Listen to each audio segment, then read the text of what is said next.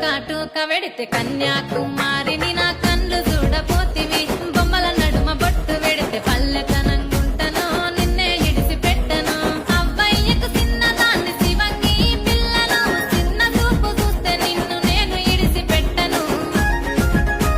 ఓ పిల్లగా అరరే ఓ పిల్లగా అమ్మో ఓ పిల్లగా వెంకటేశు చూడకపోతుంటవో కానకపోతుంటవో నా పిల్లగా వెంకటేశు చూడకపోతుంటవో కానకపోతుంటవో